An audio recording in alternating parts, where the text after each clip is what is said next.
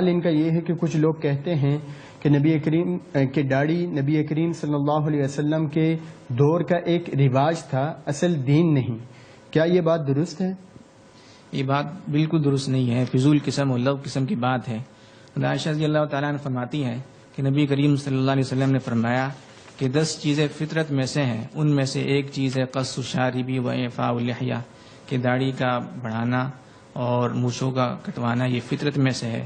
محدثین نے اس کی بہت ساری تشریحات کی ہیں۔ ایک تشریح یہ بھی ہے کہ انہوں نے فرمایا کہ فطرت کا مطلب یہ ہے کہ یہ انبیاء کرام علیہ السلام کی سنتوں میں سے ایک سنت ہے، یعنی 1,24,000 یہ کم و بیش جتنے بھی انبیاء کرام علیہ السلام گزرے، ان تمام انبیاء کرام علیہ السلام نے داڑھی رکھی اور اس کو ضروری سمجھا، لازمی سمجھا۔ اسی طریقے سے نبی کریم صلی اللہ علیہ وسلم کا ارشاد ہے، حضرت ابن عمر رضی اللہ تعالیٰ عنہ فرماتے ہیں کہ نبی کریم صلی اللہ علیہ وسلم نے فرمایا اوفر اللحیٰ واحفظ الشوارب، کہ داڑھی کو بڑھاؤ، مونچھوں کو کٹاؤ۔ اور ایک روایت میں آتا ہے خالف المشرکین، کہ مشرکین کی مخالفت کرو، مجوسین کی مخالفت کرو، داڑھی بڑھا کر اور مونچھیں کٹوا کر۔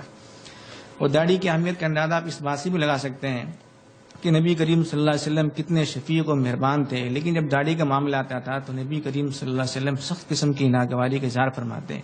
البدایہ والنہایہ میں ایک واقعہ نکل کیا جاتا ہے کہ جب شاہ کسریٰ کے قاصد نبی کریم صلی اللہ علیہ وسلم کے پاس آئے اور آپ صلی اللہ علیہ وسلم نے ان کو دیکھا اور ان کی حالت دیکھی کہ ان کی داڑھی نہیں ہے، تو آپ نے بہت زیادہ ناگواری کا اظہار فرمایا اور کہا کہ تم نے اپنی کیا حالت بنا رکھی ہے، تم نے اپنی داڑھی کیوں کٹوائی ہے؟ تو انہوں نے کہا کہ ہمارے بادشاہ نے حکم دیا ہے۔